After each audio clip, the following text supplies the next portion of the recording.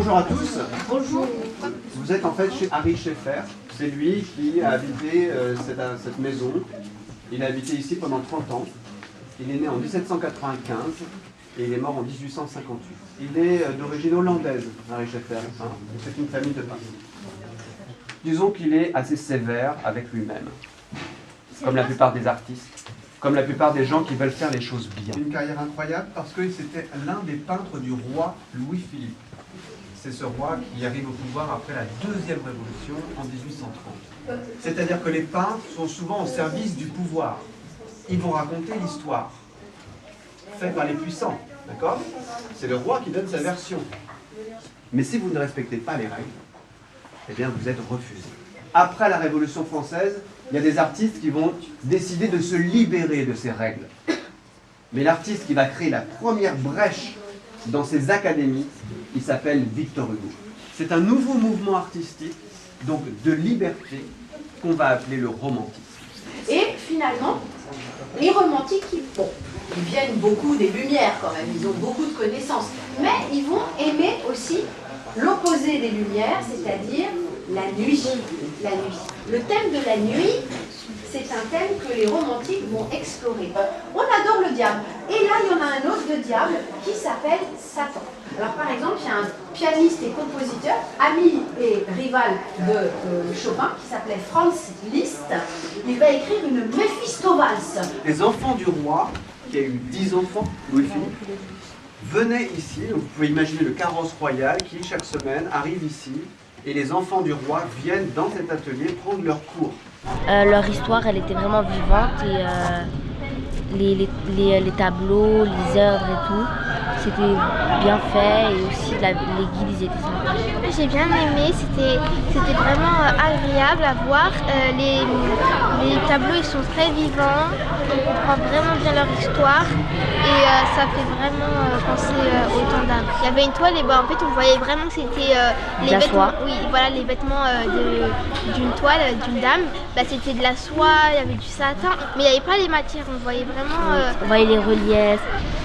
Moi j'ai trouvé que c'était cool parce qu'on ne voit pas ça tous les jours et le musée il y avait de belles œuvres, ça nous parlait de l'art, j'ai bien aimé.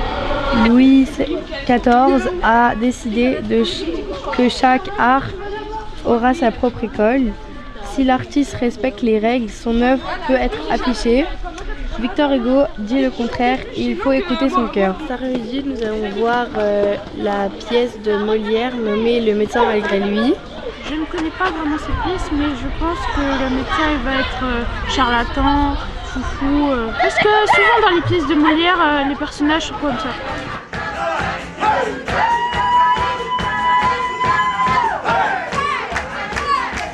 Je ne suis pas homme à surfaire. Vous dites, monsieur, qu'une personne comme vous s'amuse à ces grosses pattes? Ça reste à parler de la sorte qu'un homme si savant, un fameux médecin.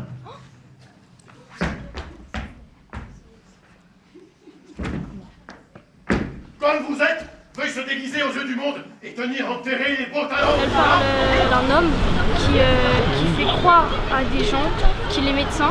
Du coup, il se fait passer pour un médecin et il fait croire qu'il guérit les gens. Il n'est rien plus aisé. Cela vient de ce qu'elle a perdu, la parole. Oh! Fort bien.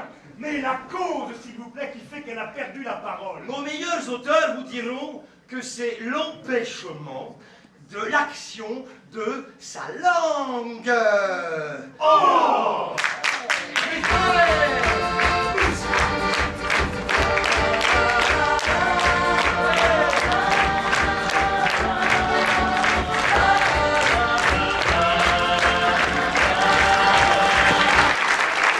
Je mets une note de 18 parce que c'était bien et j'ai bien aimé.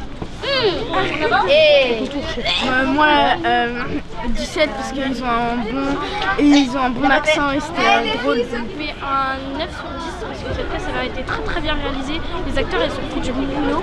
En plus la pièce de théâtre elle a été, quand elle parle c'est sympa.